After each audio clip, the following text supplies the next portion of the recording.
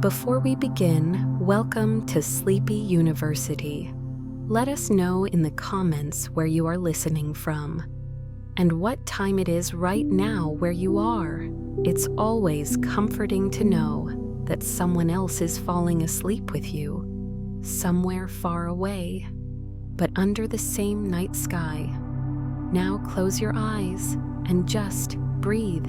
Let the day melt away, the emails, the thoughts, the small daily frictions.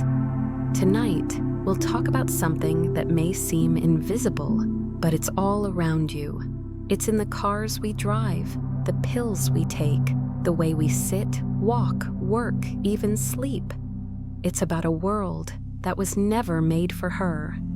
Have you ever bought a winter coat and realized it has no real pockets? Not decorative ones, real ones. Just enough for your phone, your keys, your hands. Have you ever sat in an office, freezing, while your male coworkers seem perfectly fine? Or tried to buckle a seatbelt that somehow never quite fits your body? Have you held a phone that slips from your hand? Or struggled with a tool that feels too large, only to find out it was designed for someone else? Someone taller, stronger, often male. These aren't complaints, they're the quiet truths of living in a world that wasn't designed with you in mind. Tonight, we'll take a slow walk through this idea. How centuries of science, design, and medicine quietly excluded women. Not out of malice, but out of habit, out of assumption, a default body, a default perspective. One that didn't fit half the world. But don't worry, there will be no shouting here, no fire, no fury, just a gentle unfolding. A soft voice in the dark, guiding you through facts, stories, and forgotten details, until your thoughts begin to blur and sleep takes over. Because here, in Sleepy University, even the most uncomfortable truths can be whispered. Close your eyes again. Now imagine you're about to leave your house. You do the mental checklist, phone, keys, wallet, and then instinctively, your hand goes to your coat, but there's nothing there. You pat one side, then the other. There's a flap, but it's sewn shut. Or worse, there's a tiny slit, pretending to be a pocket, just enough for a breath mint. But not for your life, so your hands stay full. Phone in one, keys in the other. A purse slung over your shoulder, pulling at your skin. And a little voice inside you says, just deal with it. You don't need pockets anyway. But why? Why don't you have a space for your own things? Why does the world assume that someone else will carry them for you? Let's step back. Once upon a time, a few centuries ago, women did have pockets, not in their dresses, but under them, tied around their waist, hidden beneath layers of fabric.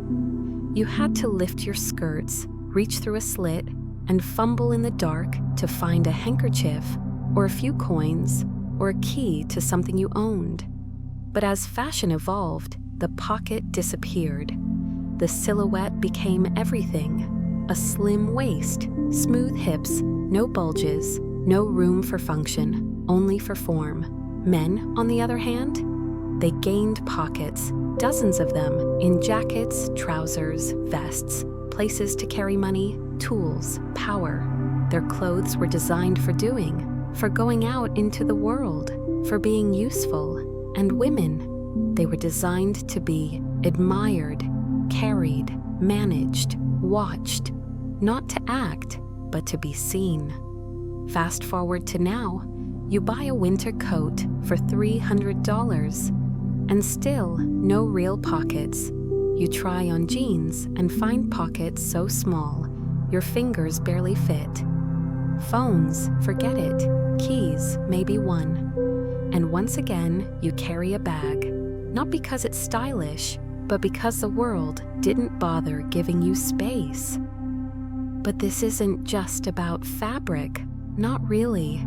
It's about a message sewn quietly into your life. That you shouldn't carry too much. That your presence should be neat. That someone else should be holding your things, your needs, your voice. A pocket is a space, a right, a private corner of the world just for you. And if your clothes don't offer you even that, what else might be missing? Now imagine something. Imagine a man being told his clothes don't need storage, that his suit is for looking sharp, not for holding things, that he should carry a purse instead and not complain. He would laugh or rage. He would demand better design. But you adapt. You shrug. You carry the bag. You make do.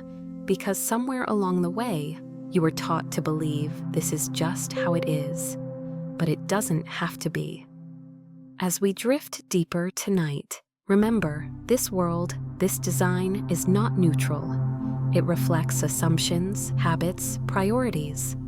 And tonight, we're going to gently unravel them. Thread by thread, story by story, because pockets were just the beginning. Imagine this. You step onto a bus, you reach for the handrail, and feel your fingers slipping. It's too thick. As if it was never meant for your hands. You sit down, and the seat cushion presses in all the wrong places. The seatbelt rubs against your neck. The door handle is just a little too high. And all of this every single day. But you don't complain, you adapt. Because you've been taught that this is simply how it is. That if something feels uncomfortable, maybe you're too sensitive, or you just have a special body type. But the truth is, you live in a world that was never designed for you. From cars to office chairs, from smartphones to first aid kits, this world was built for a single standard, the average male body. He is the default, and you are the deviation. In the 1950s, the U.S. Air Force commissioned a massive study of pilot body measurements. They measured thousands of men, searching for the ideal dimensions for a cockpit. And they discovered that not a single man actually fit those average numbers. And yet, cockpits were still built to those exact measurements. Now imagine that women weren't included in those studies at all. No measurements, no data. As if they didn't exist in the professions where you need to grip, pull, push, lift. And so, back to everyday life. Your phone slips in your hand. A guitar feels awkward. A microphone, bulky. A medical syringe ignores the fact that you might have less grip strength. Even a hammer seems shaped for someone else's palm. And all of this can be exhausting. Like you're constantly trying to fit yourself into a mold that was never meant for you. And then blaming yourself for not fitting. You are not too small. You are not too sensitive. You are not a mistake. This world was simply designed without your body in the equation. And that is the point. This is not about hatred, not about conspiracy. It's about habit. About an old, deeply embedded assumption that standard means male. Imagine a city, streets, buses, offices, parks. Now imagine that all of it was designed, not for you, not against you, just without you. And this isn't a metaphor, it's the everyday reality for millions of women around the world. Imagine going to the doctor. You're tired, something's wrong. The pain isn't sharp or sudden, it's constant. A dull pull, a burning, a pressure. You try to explain, but the words slip away. And in return, a nod, a polite shrug. Maybe you're just too sensitive, or it's probably just stress. If you're a woman, you may have heard this before. the world of medicine wasn't built on your body. It was built on another one, male, universal. He was the standard for studies, for pills, for diagnoses. And if you didn't match the model, then you were the problem. Did you know that painkillers are often less effective for women? Not because there's something wrong with the drugs, but because they were tested on men, on their hormones, their bodies, their pain. A woman's body is more complex.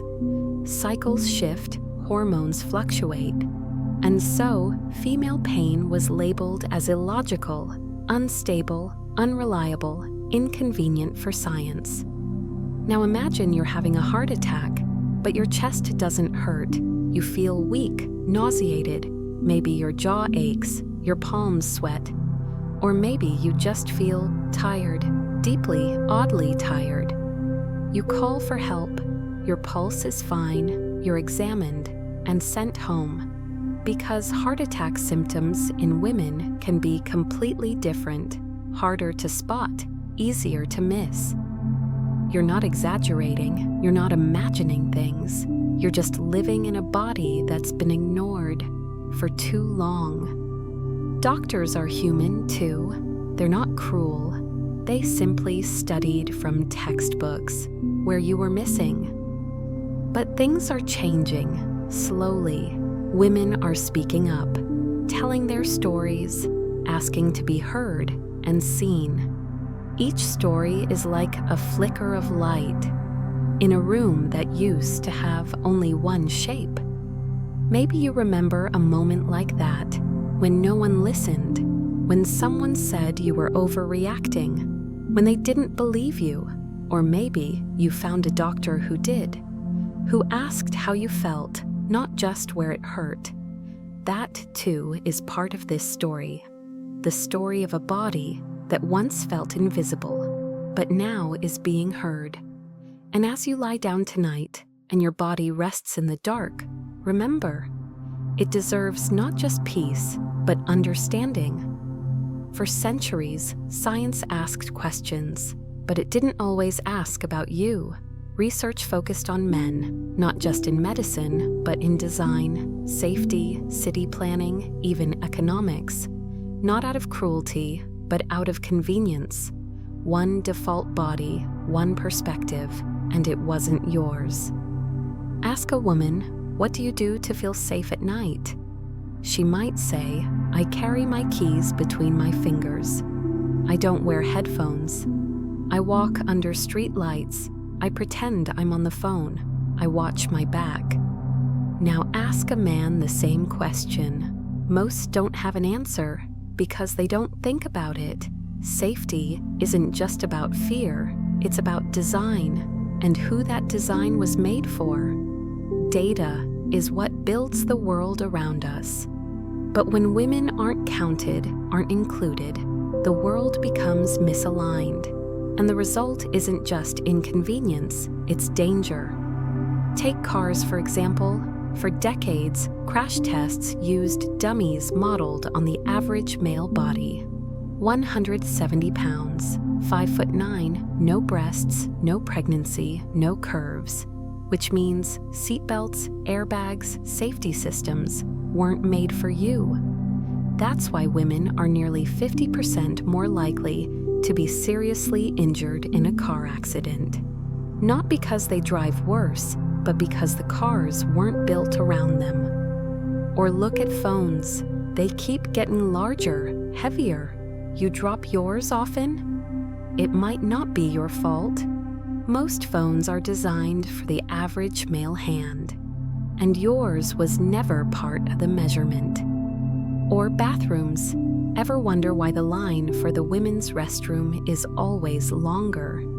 It's not because women are slow. It's because they need more time, more privacy, more space for a child, a stroller, a layer of clothing. But instead of designing for that, the system just copied the men's plan. Same size, same layout.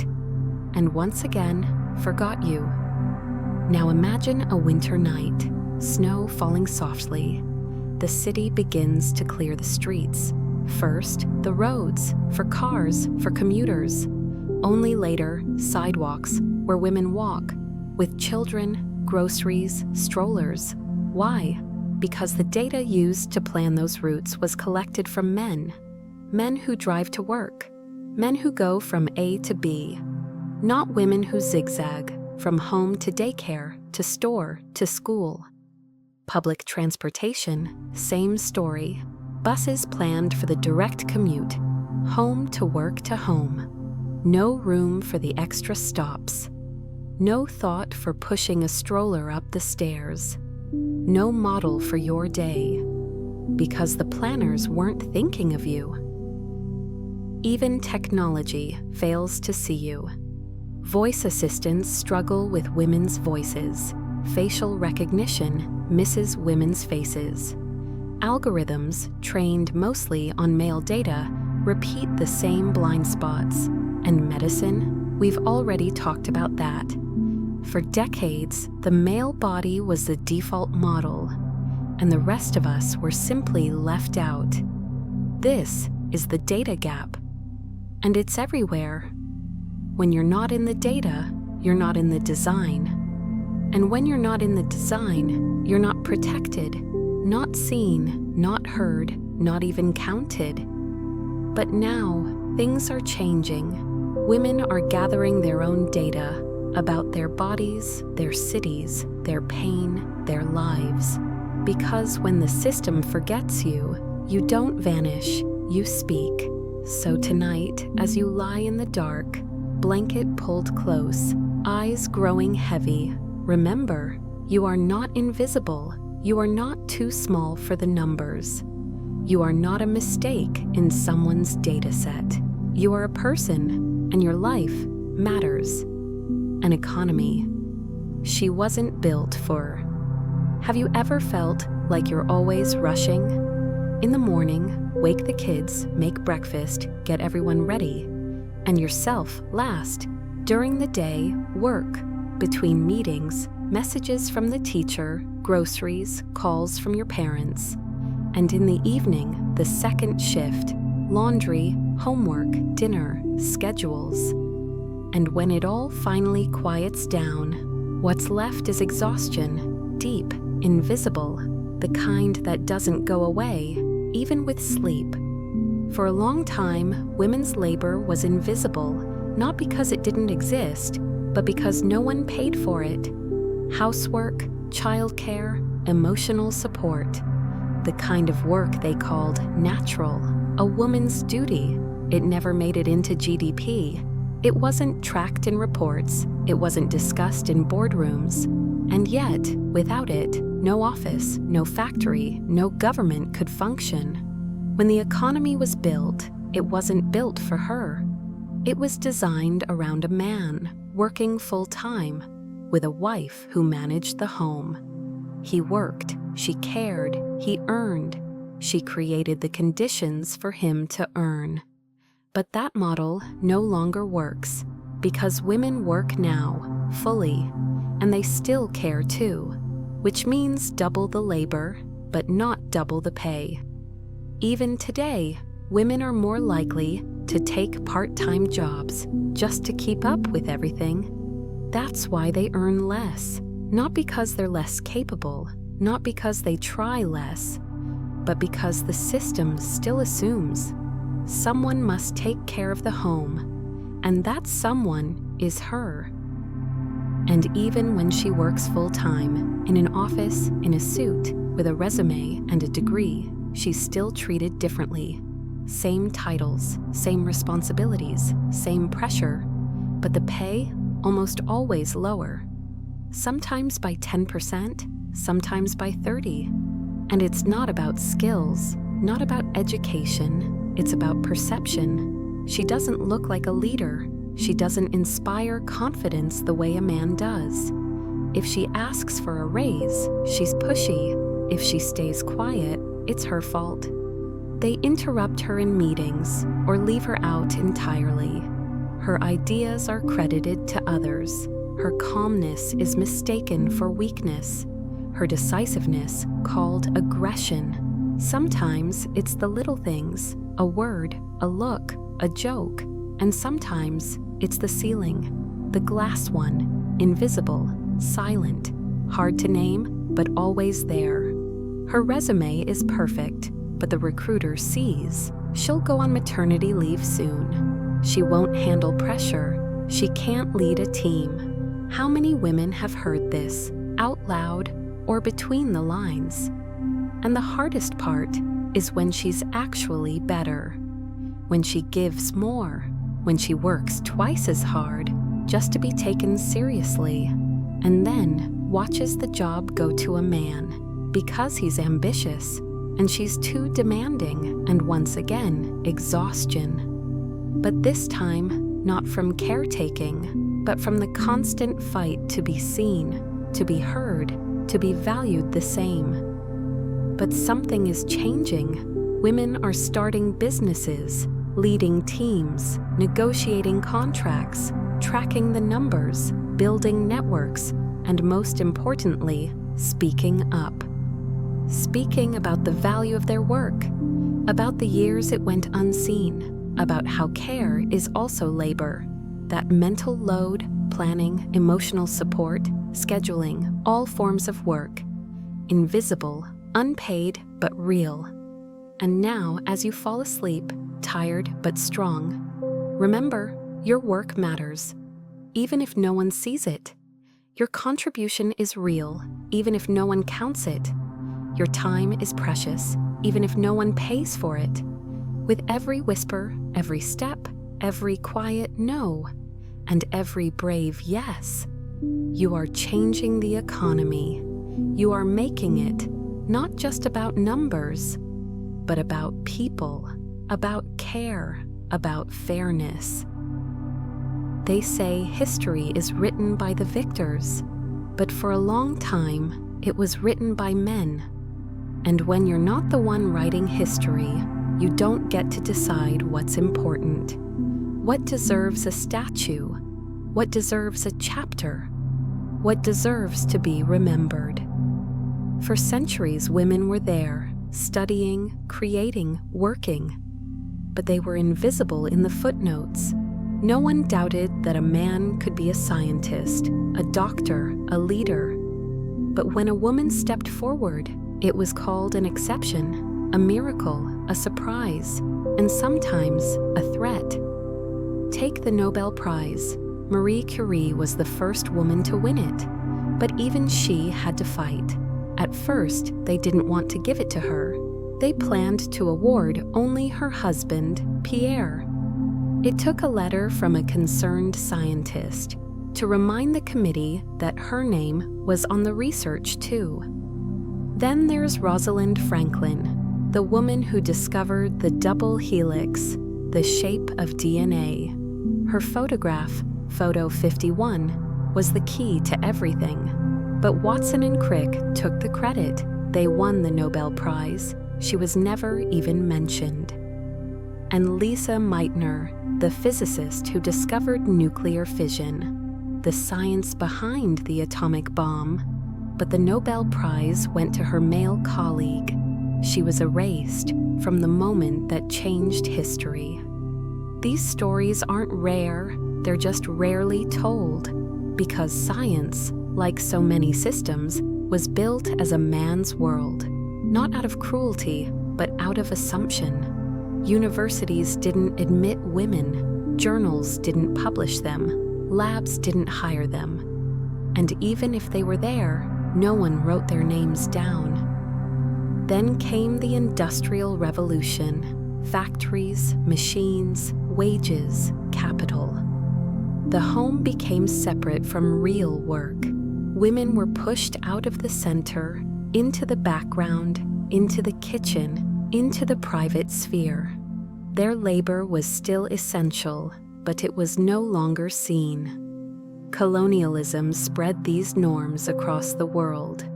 What was rational, efficient, civilized, was defined by European men. Other ways of thinking were erased, other ways of living labeled primitive, and often feminine. Capitalism added another layer, Time became money. Productivity became a virtue. Emotion became a weakness. Caring for someone, not profitable. Raising children, not measured. Even today, systems move slowly. Imagine this, a siren, distant, urgent, somewhere outside, a roar, wind, rain, a low, heavy thud. You open your eyes, and for a moment, you can't understand what's happening. Someone is shouting outside, someone is running, and in that instant, when every second matters, the world suddenly becomes even more dangerous. In disasters and emergencies, hurricanes, earthquakes, floods, fires, women die more often than men. Not because they are weaker, not because they don't know how to survive, but because the system itself was never built with them in mind. In 2004, when the tsunami struck the coasts of the Indian Ocean, far more women died than men. In some places, 3, even 4 times more. Why? Because many women were at home, with children, with elderly relatives. And when the water came, they couldn't leave those who couldn't run on their own, because they didn't know how to swim. Not from fear, but because swimming was never a woman's activity. In some cultures, girls were simply never taught. Because their clothing, long skirts, saris, scarves, once soaked, became heavy as stone and dragged them under.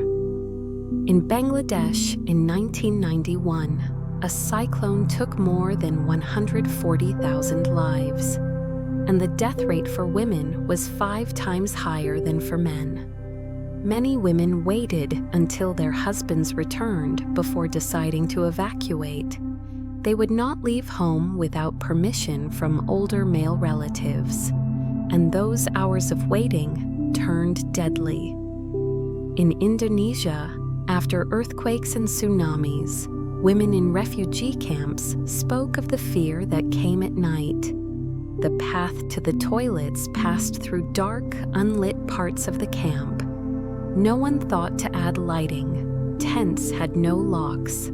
Showers were communal, without partitions. Menstrual hygiene products, impossible to find. And all of this, not because it was impossible to fix, but because the camps were designed by men, and no one asked women what they needed to feel safe. Even in wealthy, well-prepared countries, the same blind spots remain. After the tsunami in Japan in 2011, some evacuation centers had no separate rooms for women or mothers with children. Clothing and supplies were handed out without considering size or specific needs. Few shelters provided private spaces for breastfeeding or quiet areas for children to rest. Women hesitated to speak up about their needs, fearing they might seem less urgent in the middle of a crisis. In the 2010 Haiti earthquake, women faced danger not only in the moment of the disaster, but in the days and months after. Tents were packed tightly together. Sleeping areas were shared. There was no privacy, no doors to lock. The road to the toilet was long, dark, and without light.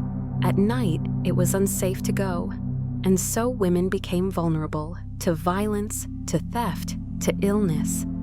Because the camp was built to house people, but not to protect women. In bomb shelters and evacuation centers, basic needs for women are often ignored.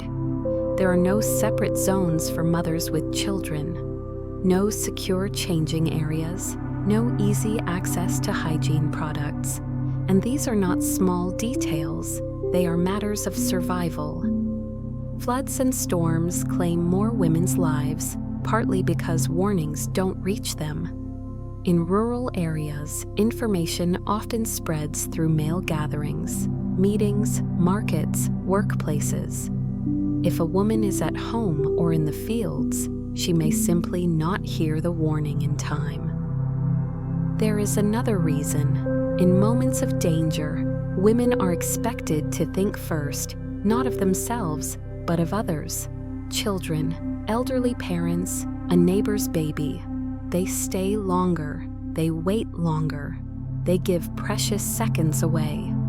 And sometimes, those seconds are enough to lose the chance to live. It all adds up to the same truth. In a disaster, where every minute counts, time and space are not equal for everyone. Women have less access to information, less freedom to move quickly, clothing and duties that slow them down, shelters that don't keep them safe, and social rules that place care for others above their own safety. And yet, there is another side.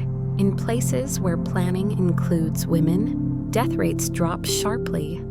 Where both boys and girls are taught to swim, where early warning systems reach homes and fields alike, where shelters have locks, lighting, and hygiene supplies, where food and water lines have safe, separate spaces for women. Everything changes. But for now, each time the world collapses, it does not collapse the same way for everyone. And for a woman in disaster, the danger begins not with the storm or the shaking ground, but with the fact that she was never counted in. The universal size that fits no one. Imagine this: you put on a bulletproof vest, it's heavy, rigid, and it doesn't fit you. The plate digs into your throat, the straps hang loose on your shoulders. Your sides are left exposed. If you lean forward, the whole vest shifts, leaving vital areas unprotected, and you realize this vest wasn't made for you. It was built for the average man, which means your body is a stranger inside it. Universal size. It sounds comforting. It promises that one design will fit everyone. But for decades, universal meant one size only, male. Take the police. Tens of thousands of women around the world start their shifts in vests that are too big. A vest that doesn't hug the body can shift during impact, just enough for a bullet or a blade to find an opening. In the US, there's a case of a policewoman chasing a suspect. She fell. Her vest slid sideways and snagged on her belt, slowing her down. The suspect got away. The report called it an unfortunate fall. Firefighters? Gloves that are several sizes too big weaken grip strength. Inside a burning building, that can mean dropping a tool or losing your hold on someone you're trying to save. There are documented cases where female firefighters suffered burns because the cuffs of their jackets were too loose, allowing scalding steam to seep in, all because the suit was made for male arms. Healthcare? During COVID-19, thousands of nurses reported that protective masks didn't seal properly against their faces. A gap of just a few millimeters makes a mask almost useless. In the UK, a 2020 study found that women in medical teams were twice as likely to say their protective suits didn't fit safely. Why? Because most mask and suit tests were run on male face shapes, slightly larger, slightly broader, with different bone structure. Even sports aren't immune. Ski boots shaped for wider male feet cause blisters and poor ankle support. Bicycle saddles designed for male anatomy cause chronic pain for women. Motorcycle helmets often end up either too loose or unnecessarily heavy. How did we get here? Because for decades, testing only involved men. In the military, in factories, in labs, the standard worker, the standard soldier, was always him. Women weren't measured, weren't tested, weren't considered, not out of cruelty, but out of a deeply ingrained assumption. the default is male. The stories are endless. A female firefighter in Canada burned because her jacket left a gap at the wrist. A nurse in Italy infected with COVID because her mask never truly fit. A policewoman in Australia who paid out of pocket for a vest that finally matched her body. The universal size turned out not to be universal at all. And perhaps the most dangerous part is that we've learned to live with it.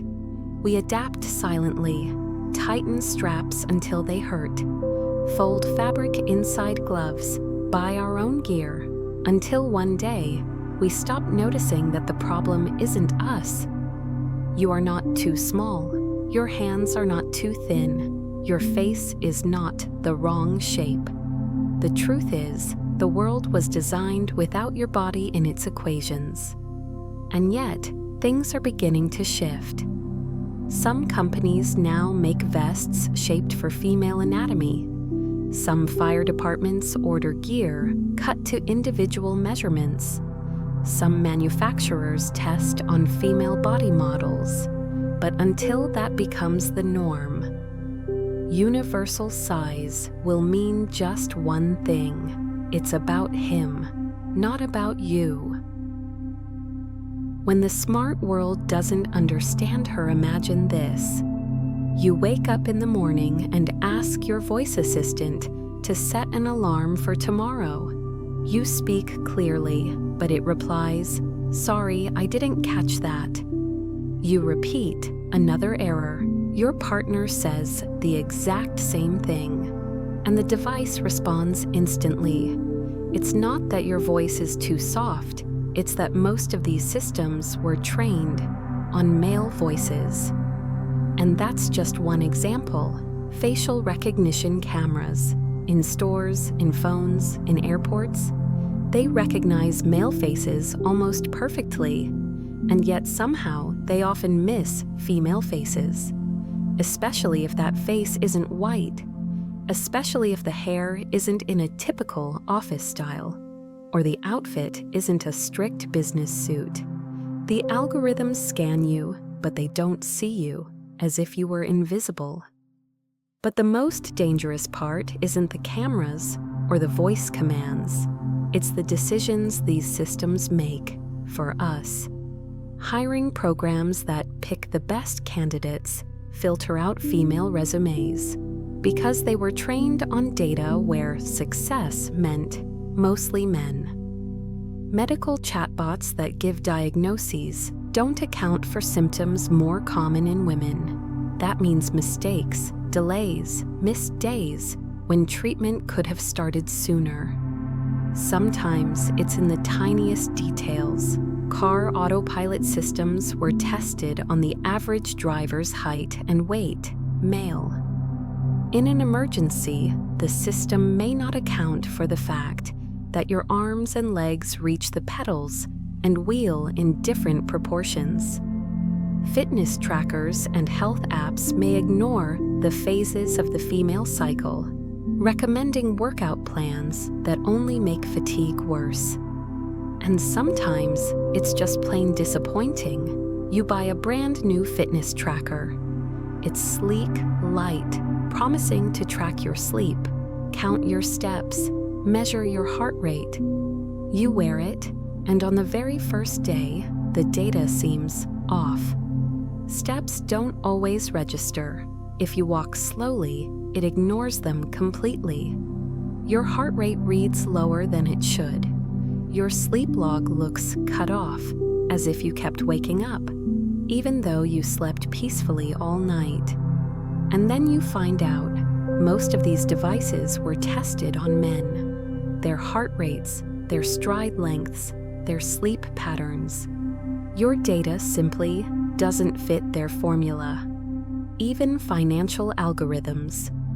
In the United States, one system for assessing credit risk gave men higher credit card limits, even when their income and credit history were identical to women's. Why? Because it had been trained on old financial data, where men really did have more credit history. The truth is, smart technologies are not neutral. They are mirrors. Mirrors that reflect old habits, old biases, old systems. If women aren't in the data, they're not in the design. And if they're not in the design, they're not protected. Today, things are starting to change. Some companies are rethinking the way they train their systems, adding female voices to speech recognition databases, including diverse faces in facial recognition training, testing devices on different heights, weights, and body proportions. But it's still not enough, because a smart world isn't truly smart until it understands all of us equally. The inventions that never were. Imagine a world where half of all ideas never came to life, not because they were bad ideas, but because the people who could have created them were never allowed into the lab. For centuries, science and technology grew behind closed doors, and those doors almost always opened for men. If a woman wanted to be an inventor, an engineer, a scientist, she had to fight through so many barriers that the fight itself could drain all her strength. Degrees she couldn't earn, patents she couldn't file, presentations she wasn't invited to. History is full of the things we've lost. How many everyday objects could have been safer, easier, if design teams included voices that knew what it's like to carry a baby in your arms?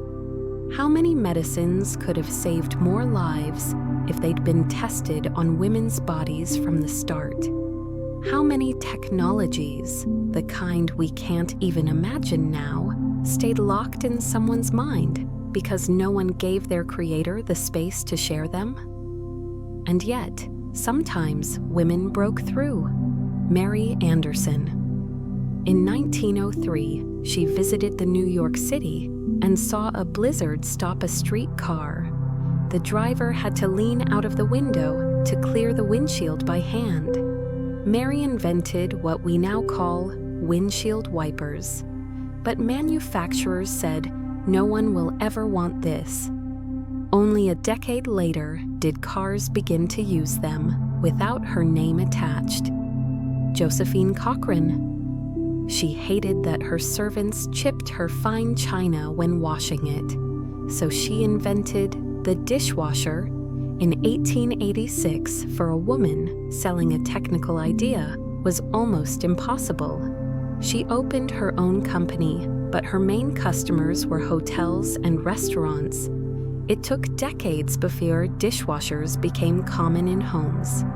Ada Lovelace, the daughter of poet Lord Byron. In the mid-1800s, she wrote an algorithm for Charles Babbage's analytical engine, the first in history. In effect, she created the concept of programming, but her work was dismissed as notes. Only a century later did the world call her what she was, the first programmer. Some stories are harder to hear. Rosalind Franklin. Her X-ray images were key to discovering the double helix structure of DNA. Her data was shown to other researchers without her permission. The Nobel Prize went to them, not to her. Lisa Meitner, a physicist who co-discovered nuclear fission. She spent her life working in the shadow of her male colleagues. The Nobel Prize went only to her co-author. Grace Hopper. In the 1950s, she created the first compiler, a program that translates human language into machine code.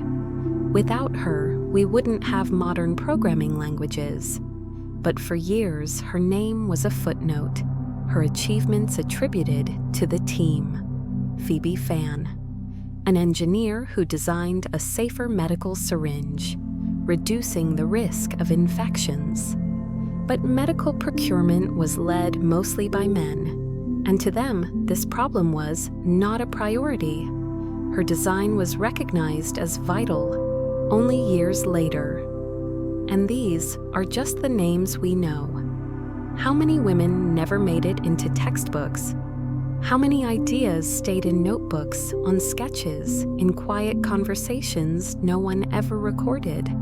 This isn't just about stolen credit, it's about inventions that were never made at all.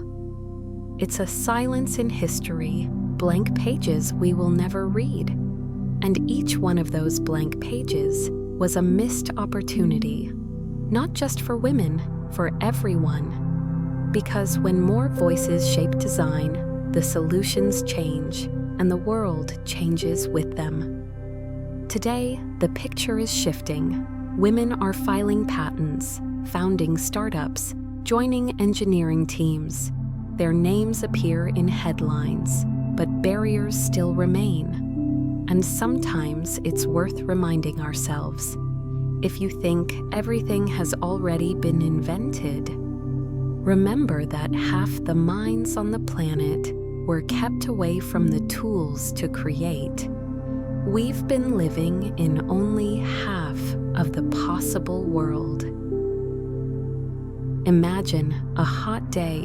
The air is thick, heavy. You walk across dry, cracked ground toward the only place where water still remains. Not to swim, not to water a garden, but simply to fill a container. In some countries, women spend hours doing this, day after day, kilometers on foot, under a burning sun. And the drier the climate becomes, the farther they must go. When people talk about climate change, they often mention glaciers, rare animals, the rising ocean, but rarely women. And yet, in many parts of the world, women are the first to feel its impact. During droughts, they search for water and firewood to cook. During floods, they save children, not possessions. During heat waves, they stand in food lines when the harvest has burned away. And all of this happens when resources are already scarce, when the choice is between taking a sip or giving it to a child. In Bangladesh, after floods, women often stay home longer than men. Not because they are not afraid, but because they wait for their husbands, gather the children, hide documents, search for dry clothes, sometimes too long. In India, during extreme heat, women faint more often, not from weakness, but because they stand for hours in the sun, waiting for water, carrying heavy buckets on their heads. In some African countries, when drought destroys the harvest, it is often girls who leave school first, not because they want to, but because the family can no longer afford it. They are needed to fetch water, care for younger siblings, work. Climate inequality is not just a pretty phrase. It is when, after a hurricane, women in shelters face a lack of safe sleeping spaces. When evacuation centers have no separate sanitation, no lights on the path to the toilets, no locks on the doors. When food is given out on a first-come, first-served basis, and women arrive later because they had to gather the children first. But there is another side. In many countries, women are leading climate action. They form cooperatives to collect rainwater. They plant trees to hold back soil erosion. They teach neighbors how to grow drought-resistant crops. They know climate is not an abstract problem of the future. It is something already shaping today. And maybe it is women's experience, the experience of care, of planning, of survival, that can give the world a chance to adapt, not just by building dams and treatment plants, but by creating a system where no woman ever has to choose between her safety and water. The world has been built like a patchwork quilt, layer upon layer, century upon century. Each decision, each design, each law stitched into place. And for so long, the pattern was made with only one kind of life in mind. We have walked through its rooms together tonight. We have stepped into the cold corners of medicine, the narrow doorways of transportation, the uneven floors of the economy, the blind spots of technology, and the fragile scaffolding of safety in times of disaster. We have seen how each part of this structure quietly left her out, not with cruelty, but with the quiet weight of assumption, a default that was never questioned, a standard that never fit half the world. And yet, here you are, living in it, working in it, making it run. Every day you adapt. You find ways to make the wrong tools work in your hands. You refold yourself to fit the narrow seats. You bend your time to fit a schedule made without you in mind. You build comfort in a world that was never built for your comfort. But adaptation is not the same as belonging. You deserve more than just making do. You deserve a world that begins with you in the blueprint. A world where the medicine will work for your body because it was tested on your body. Where safety plans are written with your needs in mind, before the flood, before the fire, before the sirens. Where salaries match the work, not the gender. Where leadership is measured in skill, not in stereotypes. Where pockets hold your life without compromise. Change begins in quiet ways, in the questions you ask, in the why that interrupts a meeting, in the what if that reshapes a plan, in the moment you notice that something doesn't fit, and instead of shrinking to match it, you say, "Make it fit me." And it's not just you. Across the world, women are stitching new patterns into that old quilt, adding threads of inclusion, squares of fairness, borders of care. They are designing buses and software and hospitals and cities, not as afterthoughts, but from the start. They are refusing to be the exception, and instead becoming the measure. One day, the world will not need a separate conversation about whether it fits her. It will simply fit. And the thought of a default body being anything less than every body will feel like ancient history. Until then, we keep speaking, we keep noticing, we keep asking the questions that have been silent too long, because silence is the shadow in which inequality grows, and voice is the light that makes it visible. So tonight, as you drift towards sleep, know that you are part of that light. Your awareness is already a thread in the new design. Your story is part of the blueprint for what comes next. And now we'll let the words fade. The lecture has ended, but your thoughts can wander as far as they like. We'll leave you with music, gentle, steady, and warm, to carry you deeper into rest. If you found comfort here, leave a like, subscribe, share your thoughts in the comments. And know that somewhere far away, but under the same night sky, someone else is listening too. And together, even in sleep, you are part of the change.